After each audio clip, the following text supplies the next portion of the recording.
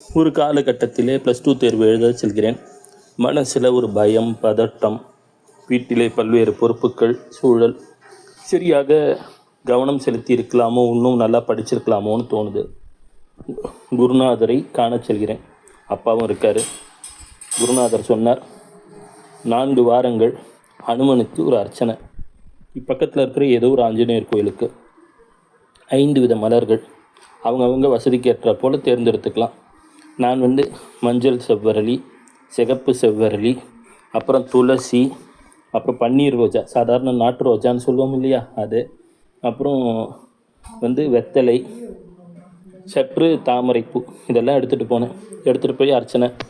அவ்வாறு அர்ச்சனை செய்யும்போது ஜெய் வீர ஆஞ்சநேய சுவாமிக்கு ஜெய், ஜெய் வீர ஆஞ்சநேய சுவாமிக்கு ஜெய், ஜெய் வீர ஆஞ்சநேய சுவாமிக்கு ஜெய்னு குருநாதர் சொன்ன மந்திரம் ஒரு 3 தடவை மனசுக்குள்ளே சொல்கிறேன்.